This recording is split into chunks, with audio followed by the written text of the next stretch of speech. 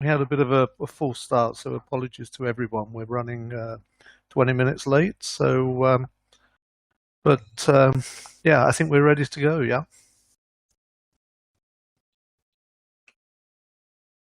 So good afternoon, everyone. Thank you so much for joining today's session. Today's topic we have from Talend on positioning, designing, and selling data management solutions. The speaker for today's topic will be Brian Perrins. So Brian, over to you. Okay, thanks for the introduction, and again, apologies for kicking off late. So this is the fourth in a series, and what hopefully we've been doing is really giving you a little bit of an introduction into what data management concepts are. We've spoken a little bit about the technology and what the technology is that sort of drives customers and use cases towards creating value from data. And this is the last session, and it's really aimed for people that are primarily sales and pre-sales people that have the responsibility of helping customers understand what data management solutions are, how do we design a data management platform solution, and really what are the requirements in actually selling data management solutions to end users. So if I move on, this slide talks about a data management practice, and I think the key thing here is that when we talk about data management, as I tried to mention before, there's primarily two components. There's the sales component, and there's also the technical component. So when we talk about a practice, what we're talking about is really the ability for an organization to be able to build a competency center around data management technologies and effectively the other technologies that go with data management solutions. So if you work for a system integrator or a reseller, you will have a combination of technical skills and sales skills. But the concept of a practice is that you're looking at building competencies around data and data management. So you don't have to build those technical capabilities from the beginning. You can leverage through organizations such as Redington to provide some of those services, or you can leverage through the reseller, in which case it's Talend, and use some of our services to help implement the product itself. But a data management practice is something that, to a degree, is something that you should aspire to. Now, when we look at Middle East and Africa in particular, what we have, the same as everyone else, we have a driver, a use case that's normally defined by industry verticals. And what we see, particularly across Africa, are what I call the hotspots for data management. These tend to be banking, financial services, and insurance. And the driver normally behind them is that they're highly regulated industries that have to demonstrate to external organizations the fact that they have mastered data protection policies, etc., and they are licensed to trade as an organization while not just consuming data, but protecting data and aligning to various compliances that can be from BCBS 239, which is a Sarbanes-Oxley requirement, through to GDPR, which is a personal information protection policy, through to HIPAA for insurance and healthcare. So BFSI is one of the key markets, and certainly when we see the use cases and the growth opportunities, mainly it's banking and insurance. But we are seeing a rise now in fintech type organizations, and fintech is being driven quite often by the fact that they're quite new and startup organizations, and from day one they have access to a very agile and very scalable IT infrastructure. which most traditional banks tend not to have. They tend to be still focused around sort of mainframe type technologies. We see growth in retail and media, and with this recent sort of, well, the current pandemic that we're seeing, particularly in retail and media, they're having to go through a very fast realignment of their business models, particularly in retail, where we see a reduction in footfall, where people are not visiting shopping malls, etc. And there's a big shift towards not just online purchasing, but the whole entire sort of distribution model of getting products to customers either same day or next day. We see a growth in gaming and entertainment. In certain parts of the Middle East, obviously gaming is not allowed. But from an entertainment perspective, we see a growth in this area. We see it in high tech, which is both IT and life sciences, telco operators, and to a degree manufacturing as the main hotspots. Now, this slide just talks about companies that have embraced big data. And when we talk about big data, this could be extended to data management. It can be extended to really anything that's being driven by a digital strategy.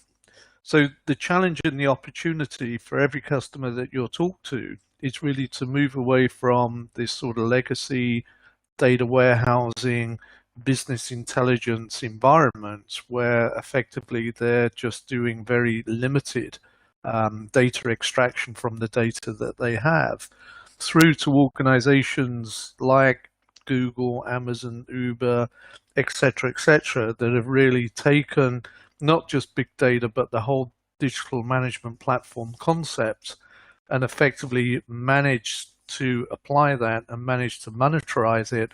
And they've managed to become global companies within a very short period of time. And this is one of the threats and opportunities across Africa, is that there is more globalization, but at the same time, if an organization has access to technology and they have the ideas behind it, it is possible for organizations to dominate globally within a very short space of time if they've got the competencies and the technologies to be able to do that.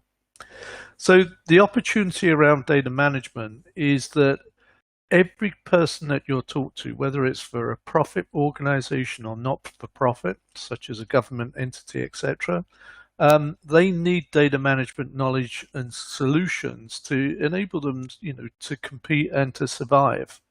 So no organization can continue to trade and to survive in today's environment without data management capability.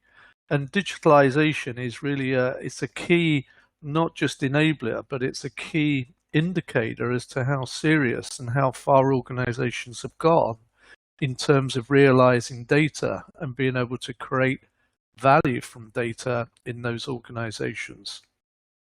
But the interesting thing is that within data management, there is a limitation that skills are scarce, even in some of the more highly populated countries that we operate within. There isn't a lot of localized skill, but this creates an opportunity to develop skills now, and for you as a reseller to position your company as subject matter experts, because the people that you'll talk to will not just want access to the technology, they need to know how to implement that technology, and in certain cases how to maintain and how to grow the technology as their digital footprint starts to increase. And cloud is bringing new technologies and new vendors. So typically the use case of data is normally around data visualization or data analytics, but more and more now we're seeing data being used not just for business critical, but mission critical applications where data is being shared from application to application, where it's being shared from one database to another database. And in essence, what that's doing, that gives you as a reseller the opportunity to look at your product portfolio and to expand it not just to data management, but all of the other products and technologies that you can wrap around that particular solution. So it can be analytics, it can be from cloud providers, it can be from a multitude of different products and services that you may want to wrap around a data management solution that ultimately will enable you to offer more of a turnkey solution to your customers. And then the last point here, the infrastructure needs for data management is now much more agile and demanding. And it means that organizations are having to look at not just re-architecting, but data architects and solution architects are having to retrain and develop new skills and new competencies. And this in itself, wherever there's a lack of skill and a lack of resource, it gives opportunities or it gives organizations the opportunity to work closer with their customers and to actually offer more value-added services so that they become more important and more valuable to the customers themselves.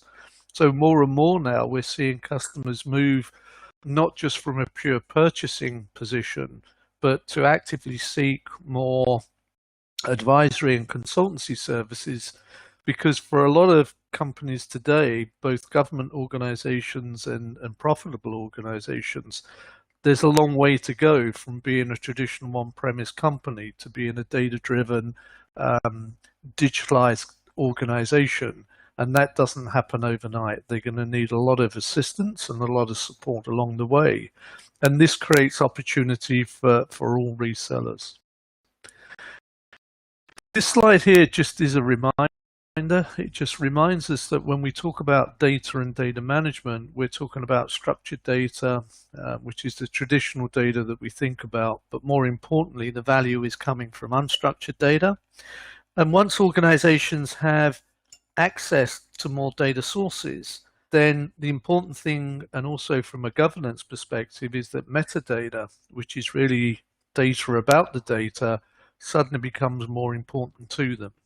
So what that means is that when you start to look at data management opportunities, the traditional data management opportunity that often is around structured data can grow very, very quickly. And it can grow because as soon as the customer realizes that they can access more and more data sources, they can move data internally to more target devices, the opportunity for expanding the footprint and expanding the technology will very quickly move to unstructured data. And then from that, when we start looking at what the Talend Data Catalog product, you'll find that over a period of time, a data management opportunity will become a real-time big data management opportunity, will become a data management or a data catalog opportunity, which ultimately will drive revenues and drive opportunities for you, not just on Talend products, but on other products within your portfolio. So this slide really is just, again, a little bit of a snapshot. I think it's something that most people understand. There still continues to be a data explosion, and that will continue more and more now. We're seeing, particularly in Middle East, Africa, now that the big cloud providers are making investments in country, we're seeing a lot more adoption of cloud, not just AWS, but Azure. We don't see a lot of Google, and we see a little bit of Alibaba across the region. And Internet of Things is something that is becoming more accepted, and when the intelligence of devices and the ability to be able to not just collate status information from millions and millions of devices, but to be able to process that data, this suddenly has a lot of potential benefit, particularly at government or country level. And we're seeing more and more smart city type projects happening in the Middle East, particularly in Saudi Arabia now, where not just companies, but countries are having to adopt digital strategies. And the key thing there is that everything is connected to everything. So from a traffic management perspective, from an irrigation perspective, from every particular part of a city landscape, whether that's a horizontal city, which is the traditional, whether it's a vertical city where we're looking at very tall high-rise buildings, often in excess of 100 stories. The ability to be able to connect all of the devices and to monitor those devices suddenly becomes very, very important. So you'll see lots of opportunities that are happening out there.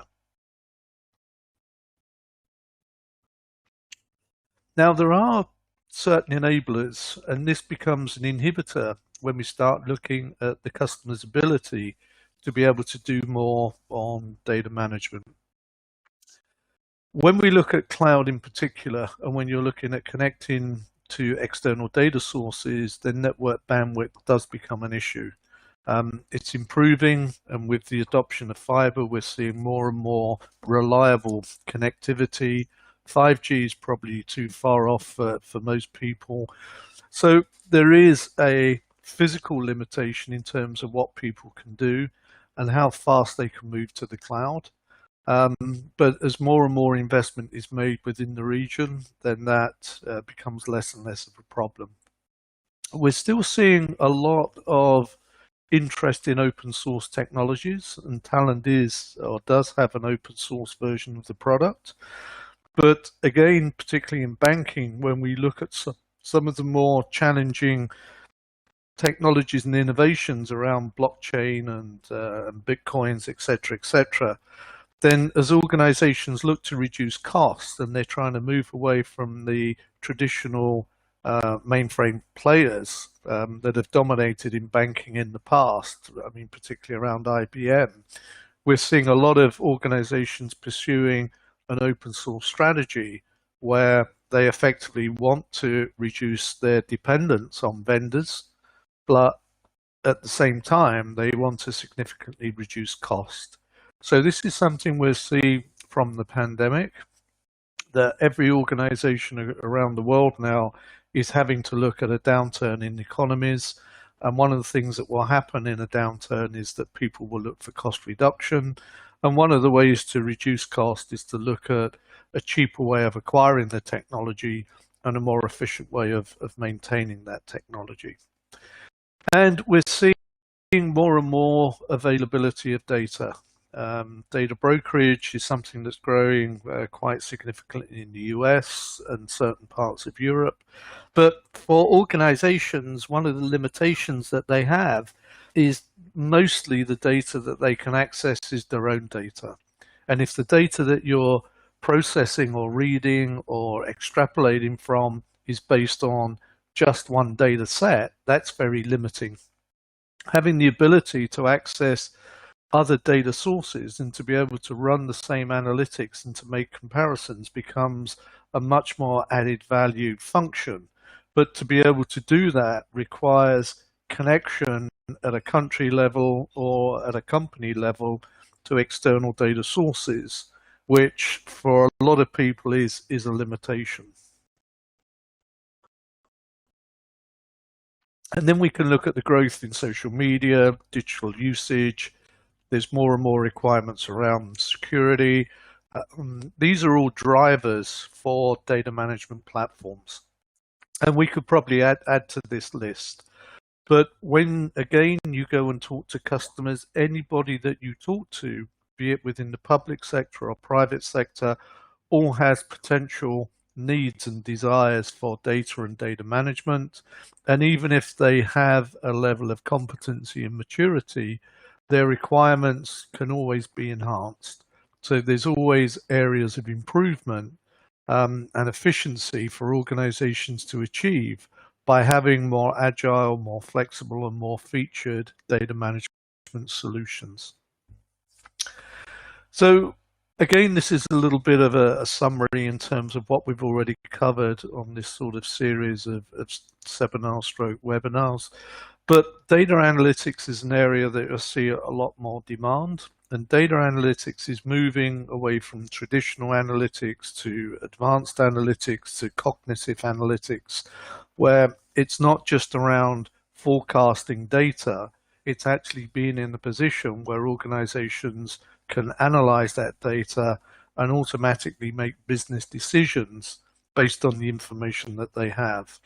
So you'll see organizations, when you start talking with the various IT groups in the companies that you'll be talking to, there'll be new technologies that they're adopting, such as NoSQL, and you'll hear of organizations that are looking at performance in particular, and where there's new concepts around parallel processing, high speed networking, fast IO storage, etc., etc., etc. But the last point here is that in addition to technology changes, we're also seeing a sort of a paradigm shift that traditionally, the database administrators and data architects are analyzing data, which is shifting more and more towards self-service.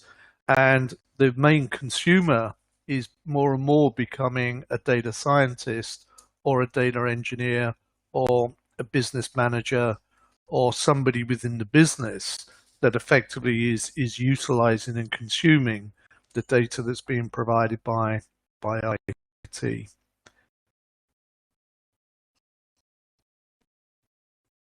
So I mentioned this before, but most of the customers you talk to today, whether it's a bank, whether it's a government organization, whether it's a telco, in the main, they're still, I like the analogy of driving a car and trying to drive it through the rear view mirror. So if people have traditional business intelligence, if they have traditional data warehousing, quite often they're looking at historic data, their past events. And when you start applying analytics to it, you're looking at something that has happened in the past. And the only thing that you can really do with historic data is to try and predict and extrapolate based on past demand. But you don't drive a car by looking in the rear view mirror. You drive a car by looking through the windshield, and you're looking effectively at the road ahead. So if an organization is data driven, and if an organization is pursuing a digital strategy, then the requirement is quite different. They need to be looking ahead. They also need to be doing turn-by-turn navigation. They also need to be running on an autopilot or a self-drive mechanism. And this is how modern digital organizations are operating today. What you have is the availability of almost endless data. And ownership is not conditional. Anybody in the organization can own data, they can create data, they can consume data, they can source data. But data, when you start looking at it real time, is more valuable the more up to date it is. So the problem with structured data is that the older it gets, the less value it has, the less relevant it becomes. So there is a demand and a desire for organizations to be able to consume and to process as much real-time data as they can, because this is where they're going to make smarter business decisions. So when you look at business requirements going forward, when you start talking not just to IT, but the business users within the organizations, they have a requirement that IT often doesn't realize or understand, and quite often IT can't deliver against it. So there is a fundamental change in the way that IT have to think and deliver. But at the same time, IT has a responsibility to keep the lights on. And the other thing IT has a responsibility for is to make sure that sensitive data is protected. And the future role of IT more and more is that they will become, in our view, more of a data vault or a data custodian, where their role on one side is to protect the sensitive and confidential data of the organization. But on the other side, where that data is not owned, or it's shared data, or it's not confidential, is to be able to deliver as much of that data to the business and to give the business the tools to be able to extract data from those various sources. So things are changing significantly, and things are changing very, very quickly. When we look at Middle East Africa, up until maybe a little over a year ago, the availability of cloud and cloud providers was very limited. And we saw, and we still see, almost a dependence on traditional on-premise solutions that are delivered, maintained, and managed by the traditional strong IT vendors. But all of these organizations are under threat. And if you look at HP in particular, HP has gone through some of the most difficult changes, and it's sort of minimizing itself as an organization. It's divested, it's sold off its services arms. Its traditional profitable areas, which tended to be Inc., is starting to disappear. And Dell as an organization has managed to survive primarily through acquisition. But you can see Oracle and IBM are having to change their business models. But the battle isn't between IBM and Oracle. The battle isn't between Dell and HP. Everybody now wants to be a platform provider. They want to offer utility computing. And in this region, we see the only main investors as being Azure and AWS. We don't see Google as big investors, but the business model of AWS, Google, and Azure are all different. So even though you might be a cloud provider, no cloud providers are the same. So Google is very much focused on analytics. They're not really there to provide tier 4 data centers or edge nodes on the cloud. They're really concerned more about analytics and data science. Whereas Azure is very much still focused on moving traditional on-prem Active Directory type customers to a Microsoft environment, whereas AWS is more focused on transactional and processing of data. And with AWS, you'll see more edge cloud investments in Africa and the Middle East, because the philosophy of AWS is that as devices become more intelligent, you can process data locally, whereas at the moment, the main focus of Azure seems to be they just want to move a data center from being physical to virtual, and then they will try and drive the software stack of Microsoft to replace the likes of the traditional IBM and to a degree Oracle vendors. But it's interesting because not everybody would accept either Microsoft or AWS. Amazon is a big competitor to most, if not all, retailers. Amazon is becoming more and more a competitor to banking organizations, and certainly the financial packages and offerings that we're seeing, not just from AWS, but from people like Apple, is now starting to compete with banks and financial services organizations. So the emergence of people, the cloud providers, isn't always as clear as it would seem. And the trend that we're seeing in the US that you need to be aware of is that more and more customers are operating a multi-cloud environment where they're not just going to be an Azure or an AWS shop. They will actively have competition. They will use 2 vendors or maybe 3 vendors or 4 vendors for their cloud environment, which creates not just financial competition, but also features and functionality. So be aware that when you start looking at data management and where there's a dependence on cloud, you have to be aware that the big cloud providers can not just be a partner, they can be a competitor. So we're seeing a lot more co-competition type scenarios where technology is overlapping and organizations go to markets are also overlapping. So when we talk about the opportunity for data management,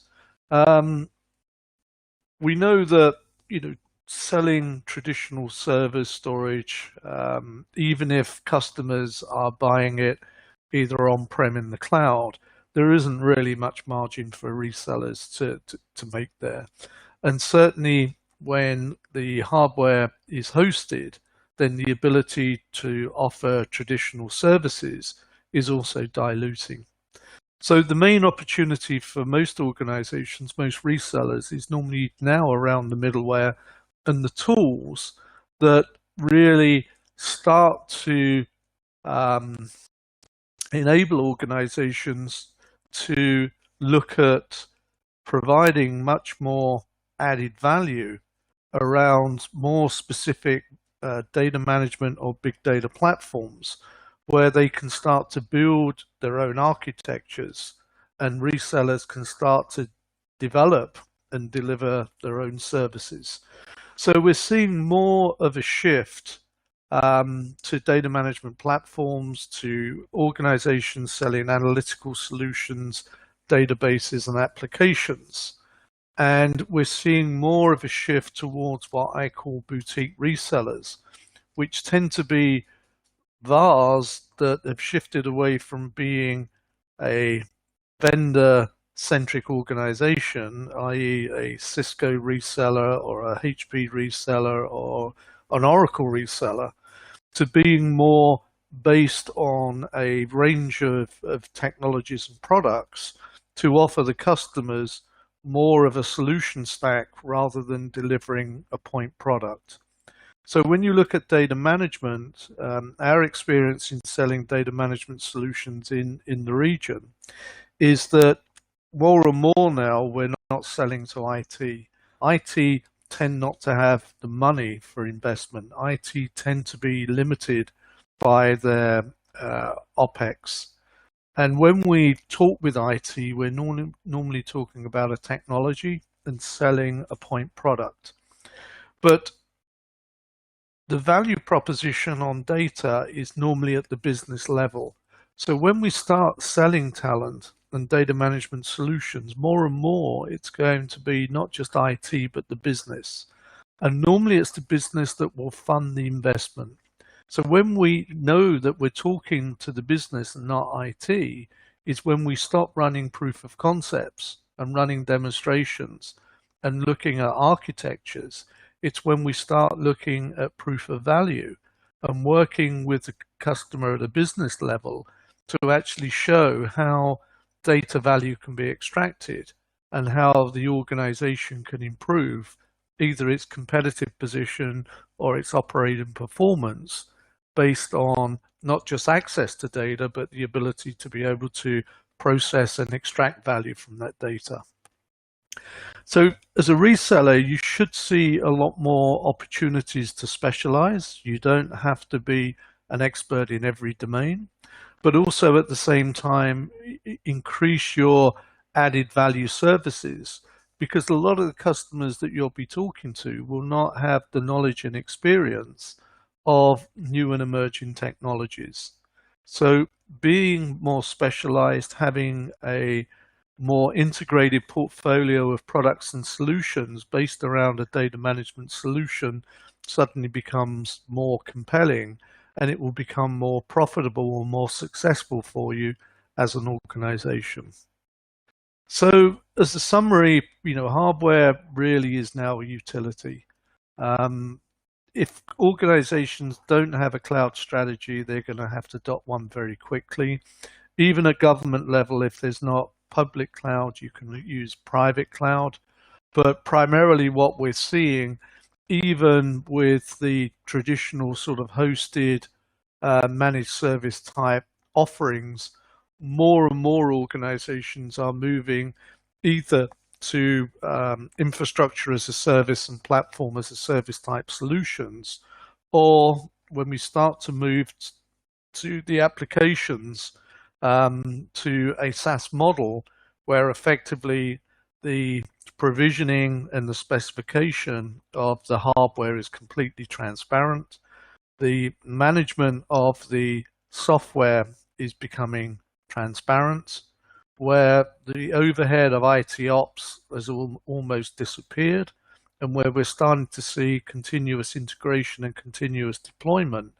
Because as applications move from being business critical to mission critical to life critical, then uptime and availability suddenly become key considerations.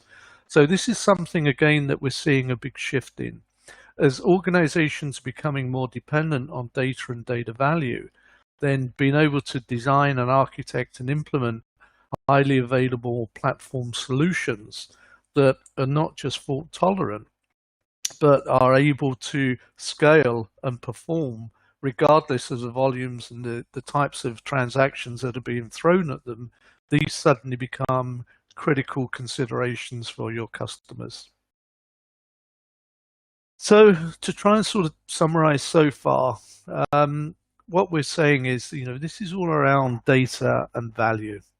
So when we talk about data and value, we're talking about performance management. And when we talk about performance management, it's understanding the meaning of data in company databases and being able to use queries and analysis to be able to look at the performance of those organizations.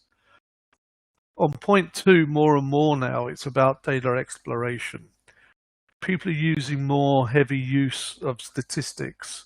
And as I mentioned before, those statistics are moving to cognitive analytics, where effectively it's not just forecasting or predicting or measuring, but the business decisions are being based on the analytical tools and the output that those tools are creating. When we look at social analytics in point 3, again, even for government organizations, knowing more and more about people's attitudes, what people are doing, what people are saying, etc., becomes more and more important. So having the ability to not just access social media channels, but to be able to analyze it and use things such as contextual analysis on things like text messages from a security perspective, where you want to know if certain things are being said either in private conversations or publicly. Not only do you need to do keyword searches, but at the same time you have to understand the context of what is being said and why it's being said. Because if you don't, you'll just end up with too many alerts and alarms that things are being said that shouldn't be said. Whereas if you can do that using machine learning stroke artificial intelligence, and you can apply that to real-time data streams, then at a government level or whatever level you want to operate, if you can understand what's being said in the context, you can actually start to reduce the number of incidents you need to investigate and monitor by a factor of 90%. So technology has a big role to play in all of this. And when we look at the last point here around decision science, this looks at experimentation and analysis of non-transactional data. So when you look at product ideas and product reviews, then this helps to make better decision-making processes for organizations. So to summarize on this, every organization that you talk to will have and has a requirement for data. But the key thing that everybody is trying to achieve is to create the value from that data. And that is something that never ends. You'll never get to a final point where data mining suddenly becomes non-productive. Because what tends to happen is that the source of data will change, the velocity of data will change, the scope of the data will change. And as that data changes, then the organization has to be able to respond and be able to extract real and relevant value from that data, and then to be able to apply that and make business decisions as a consequence. So I've touched a little bit on analytics. I don't really want to, for the sake of time, dwell too much on this. If you're interested, you can always read up and understand a little bit more about it. So there are big data analytics or advanced analytics, however you want to call it. But I think on this slide, the thing that I like is that when you look at an organization now, it's not just the chief financial officer, it's not the chief information officer or the operating officer or marketing or products, etc., etc. It's everybody in the organization. But it will be interesting to see when you go out into the field and you're talking more and more to your customers. An indicator of maturity of your customers will be when you start to identify and you start talking not just to these CXOs that we have here, but to chief data officers and chief digital officers, because that's a good indication of the maturity and the intent of an organization, that if it acknowledges and appoints somebody who is in a chief data officer or chief digital officer role, that tells you now that that customer is having to look not just at strategic data management platforms, but beyond. So there's some good indicators there for you.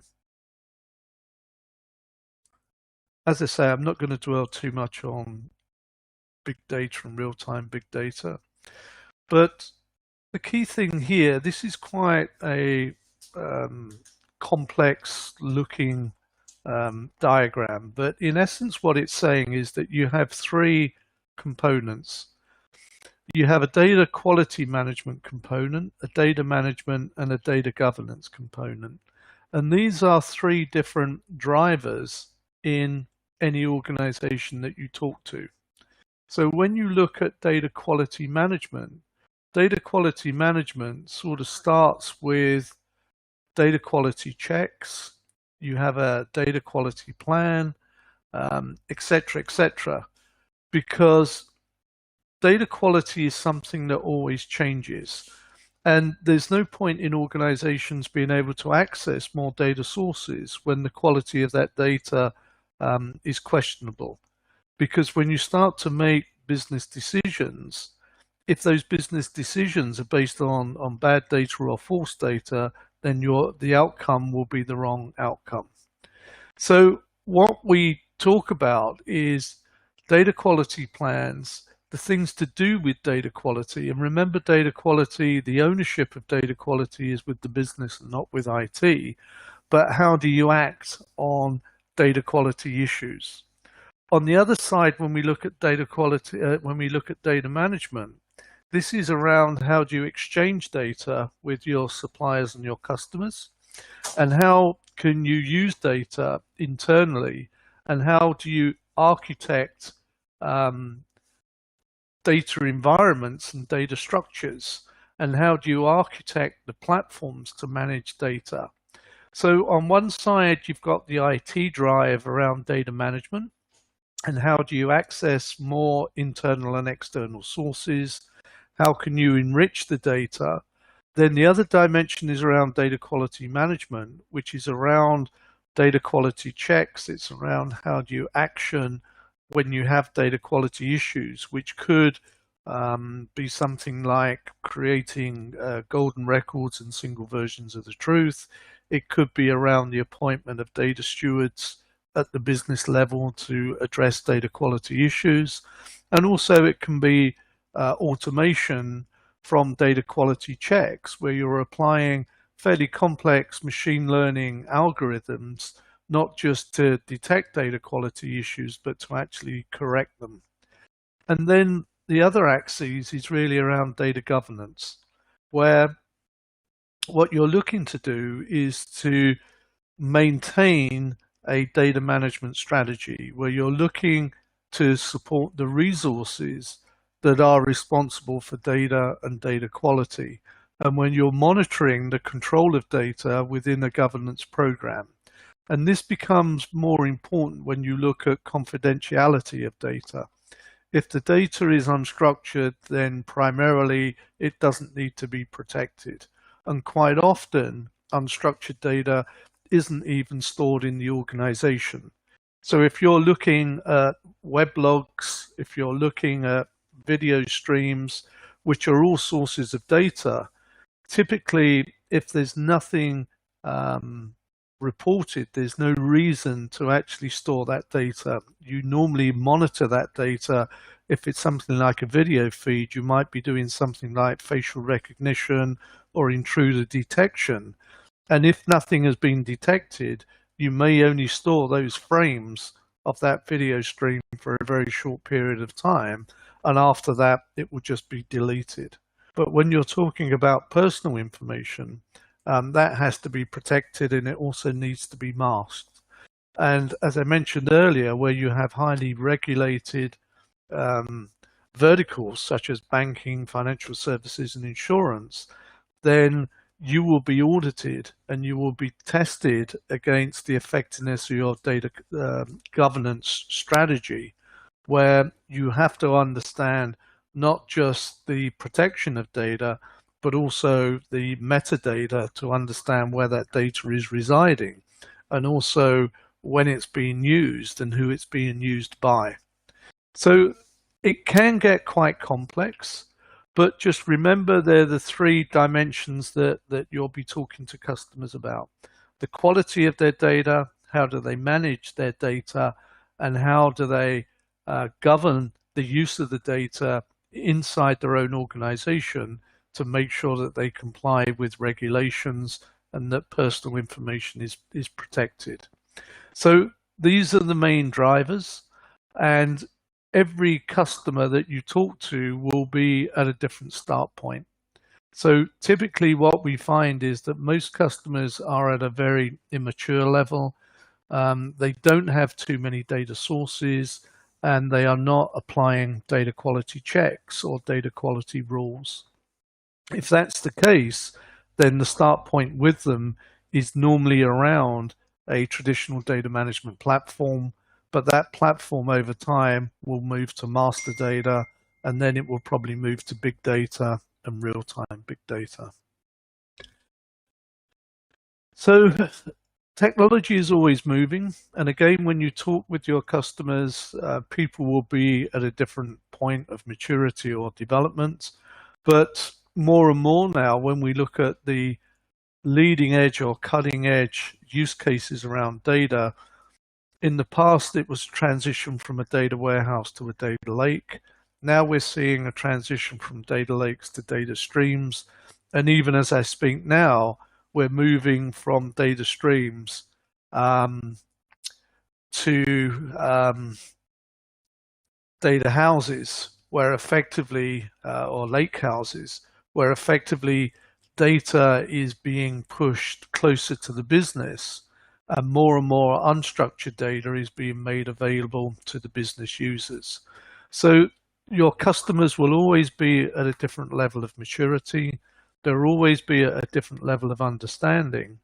And there will always be an opportunity to talk about new technologies and new technology advancement, because this part of IT at the moment is changing extremely rapidly, and the consequences of organizations not being able to develop value from data and not being able to pursue a digital strategy can be catastrophic, both to them and also the people that are dependent on their performance. And that can be at a country level, from being a ministry, from being a municipality, right the way through to being a local telco provider, or being a regional bank or a global bank. So the stakes are high, and every organization has to get this right. I've mentioned before about this, what I call the great data center divide. But even then, when we talk about a transition from on-prem to the cloud, there's another dimension on this, which is really around containerization, and then really taking this concept to serverless computing. So there's always change. There's never a right and a wrong time for customers to make decisions based on technology. And with Talend, one of the key things is that Talend, primarily because it's an open source vendor, will support all of these new technologies as they develop and as they become adopted. So from a containerization, we've supported containerization for a long, long time. But that containerization effectively is shifting. And ultimately, when you look at serverless computing,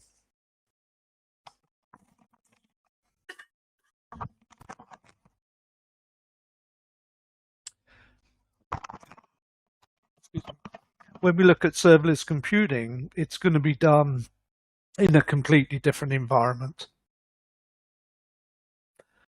And we can say the same about big data architectures. One thing that is happening as we transition from on-prem to the cloud, some of the traditional Hadoop type architectures are shifting. And with technology shifts, we're seeing a change in vendors. So where there's change, there's opportunity. And the important thing really is to understand where the market's going. And when we understand where the market's going, we can actually advise our customers and help them make the right decisions along the way. So a key thing here is when we talk about ecosystems. So the ecosystem is something that as a reseller, you will have to understand. And within the ecosystem, you need to decide who you will want to partner with. So within, this is just an example of a big data ecosystem, but as you can see, there's applications, there's the platform itself, there's sources of information, there's operational tools, there's infrastructures, and you have to a degree, decide strategically which technologies you want to adopt. You need to start to understand which technologies you want to integrate, because one of the key things as you get more and more into working on opportunities is really to have some reference architectures. So you don't always have to redesign and redeploy a new solution for every customer and every use case. But what we have to do here is to look at certain areas where if applications are important to you or analytics, in an ideal situation, you will have one or two of those vendors as being complementary vendors within your data management practice. So Talend is a platform. It's a very centralized platform and it integrates data sources to data targets, but there is a requirement from a customer perspective to look at more integrated solutions. And the same can be said when we look at the same infrastructure and the same environment when we talk about cloud. So in this example, we're just looking at a fairly simple Redshift type environment. But again, when you start to look at the application and the opportunities from a customer perspective, the technology and the ability to be able to process data, to be able to move data and to act on that data suddenly becomes challenging to the customer and also challenging to the reseller. So you do have to, as I say, look not just at current technologies, but you have to understand how new technologies are emerging and how customers can take advantage of some of the more leading edge and cutting edge technologies. And it gets very complex. So this is quite an old slide, but I quite like it because what it says is that this isn't really dominated by one vendor. The technology landscape today is not dominated by IBM or Oracle or SAP. When you look at a technological level, all of the different requirements that you have, from infrastructure to analytics, to applications, to data sources, APIs, etc., etc., etc. It does and it is looking extremely complex. And this is something that your customers will have to understand, because as they start to move to new projects and new technologies, one of the things that they're having to do is to try and identify and understand everything that's available to them. And that can become extremely challenging. And this is an area where, as a reseller, you can become more of an advisor and try and assist your customer, not just in understanding the technologies, but how those technologies can be applied and also what the dependencies are. So from a sales perspective, it means that you are having to shift to more solution selling. It's knowing what your customer data maturity is, where they are on that maturity curve, and also where you position yourself as a data management or a big data expert. But the key thing and what we find is that we need to encourage customers to try more pilots and POCs to gain more familiarity with the products.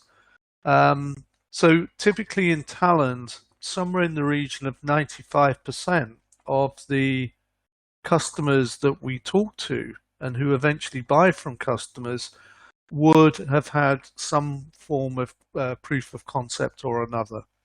They're typically not paid POCs. They tend to be a what we call an evaluation license, but most customers will do a try before you buy. It's very rare that customers would make an investment in Talend or a data management platform without having actually tried the product itself. And as we move to SaaS, we're seeing that the total cost of ownership is shifting. So the total cost of ownership is becoming more OPEX related than it is CAPEX related. So be prepared to run more workshops, and also always try and impart whatever knowledge you have as an individual or as an organization, or leverage vendors such as Talend to try and advise the customers where they're having to make decisions based on products and technologies that they're not familiar with. And sort of know the main competitors for each product and platform that you have. So it's almost as much about knowing what you're selling and who you are as it is on what you're not selling and what the competition is. And I guess the last point is the most important, and that is you need to take the time to fully understand what the use case is of the customer. What is it they're trying to achieve? People don't buy a technology because they want to acquire technology. They're buying technology for a business reason. And you have to normally go further than IT to understand what that motivation is. Another characteristic that we see with opportunities, we see more and more customers are buying in skills. So as a consequence, we see more growth in professional services and consultancy services. That's becoming more and more accepted now, but as the product matures and the market matures, this will actually become less and less. But currently we see more demand than we do supply. So even at Talend, one of the challenges we have quite often is finding the right resources at the right time, because customers are demanding a lot more support and they're demanding a lot more reassurance in terms of product successes. So we're seeing the bundling of services becoming almost standard within each purchase of software licenses and subscriptions. The other thing that we see is more innovation in design. You can become much more creative, and typically when we see RFPs being issued, even when that RFP either relates to a specific technology or a specific vendor, you don't have to feel that you have to comply.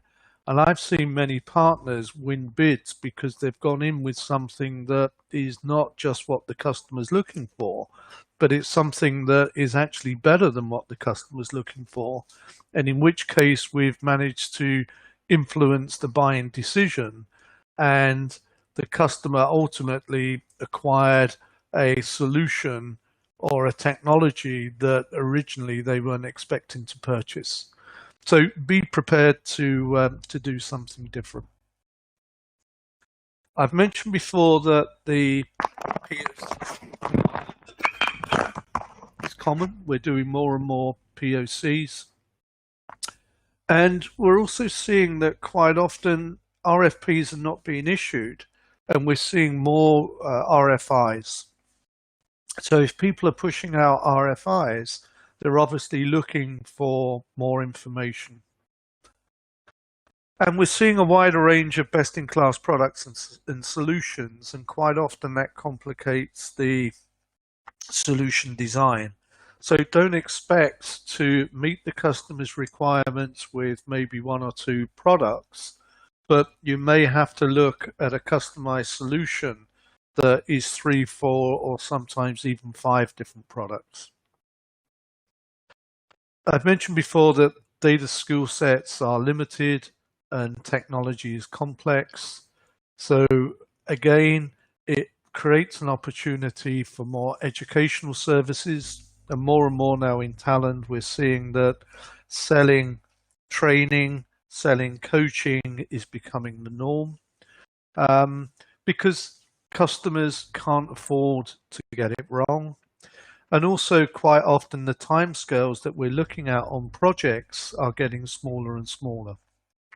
So in the past, where we would looked at an infrastructure project of an implementation time of maybe 6 months, quite often when we talk about data management projects, we're looking at an implementation time that might be something like 6 weeks. So a lot of customers want to get up and operational within the shortest space of time. Also expect high-level contact with the internal customer, with the business user. And also remember that there are many different customer use cases. Another key thing to look at, you need to look at your core offerings, what it is you're offering, and what is the scope of the solution sets that are being provided. So don't over-engineer solutions, but make sure that whatever architecture and solution you put in place meets the requirements. But quite often I see too many resellers that way over-engineer or specify the size and the scope of a project, and then consequently they lose that project on price. Work with vendors that you've already worked with and try and collaborate with them. So if you've worked with analytical vendors in the past, then I would suggest continue to work with them. The same with anyone that's providing a database or a data warehouse, etc., etc. And sometimes you need to partner with other resellers. So quite often we've seen more and more collaboration between resellers, because particularly on some of the bigger and more complex projects, or projects that run at a regional or global level, quite often the local resellers don't have the capability and the reach, and more we're seeing more collaboration. And also you have to be prepared to look at building and testing in lab environments to look at the effectiveness of the integration. And this is where cloud becomes very important. So if you're selling to IT has its challenges and you need to be aware of them. IT is under pressure to be this sort of data hero, but they have a long way to go. They have to work more and more with trusted partners. They have to work with people that can advise them, and they can't do it on their own. And as I said before, their main priority is keeping the lights on. But the pressure now is to adopt and deploy new technologies as quickly as they can, and they can't do it on their own. So data management is really a strategy. You have to be prepared to educate your customers on the industry trends and the adoption of big data or digitalized strategies, etc., etc. You have to expand their view to newer trends and advise them that they're not just buying a tool, they're investing in a strategic data management platform, because the decision that they make today will impact their business in 1, 2, 3, 4 years' time. And you have to look at how incremental costs are low in terms of giving them the ability, if they've mastered data management today, what is the cost of upgrading to be able to run a big data project in a year's time, or a real-time big data project in 18 months' time. So you have to try and show them a little bit of what the future is, and to try and educate them that when they take logical steps, the investment that they're making in the technology and the skills that they're developing will be a good investment for the future.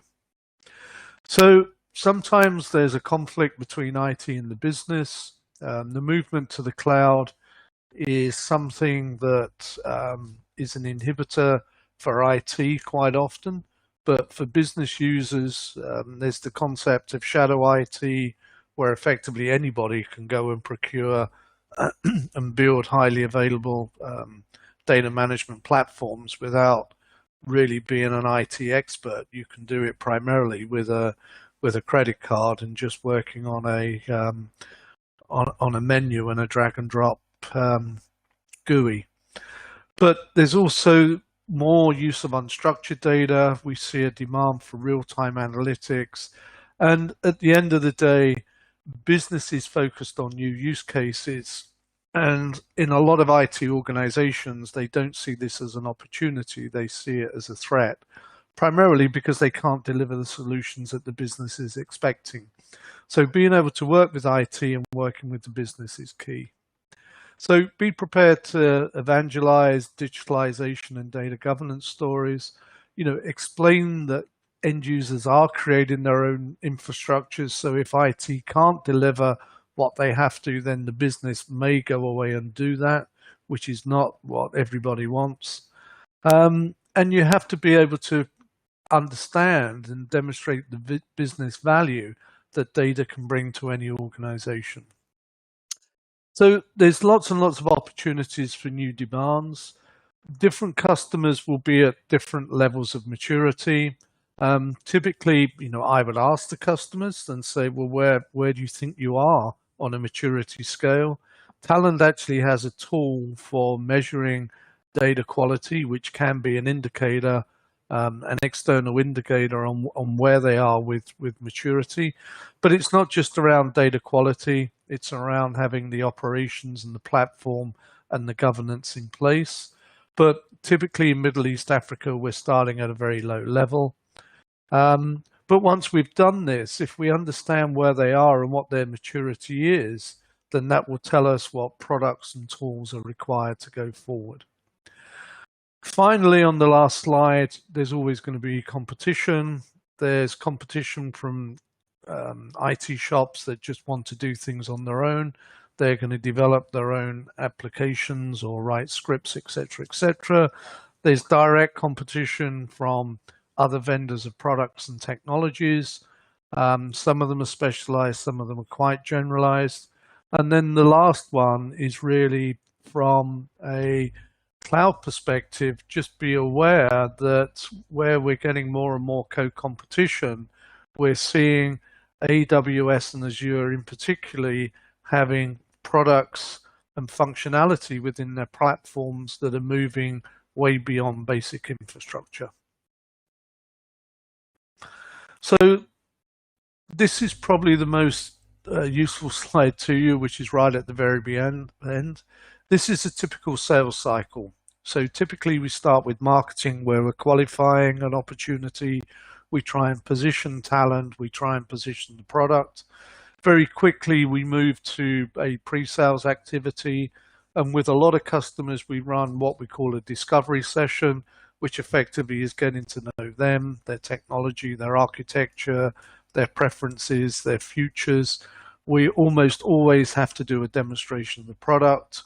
We almost always have to run a free mini POC. And also we have to understand on what the dependencies are from a technological viewpoint and also from a skills and training perspective. And then we move, once we've qualified the opportunities technically and we understand the use case, typically sales will provide a budgetary estimate. Quite often now we work on a proof of value to show what the return on investment is. We quite often have to provide reference customers. We talk about relationships with any alliance partners, and then effectively we just move into contract negotiation. So considerations, typical sales cycle, 2 to 3 months. Average software deal is about 45K. Services are normally 20K. I've mentioned before, around about 85 or 95% of the opportunities require a POC. It's around 50% of our sales at the moment are based on SaaS, so we're seeing a strong shift to the cloud. Analytics are the most popular use case, and data quality is normally at a low level of maturity. Now we're overrunning on time, so it really is a question of are there any questions? So I'm not sure if anyone has got any questions that have come up from this. There you go, I've done it. Great, that works perfectly all right. Okay, well, thanks everyone, and hopefully you got something from investing your time here. So thanks again. Thank you, Brad. Thank you so much for a wonderful session. Okay, then. Thanks everyone. Bye. Bye-bye. Take care, everyone.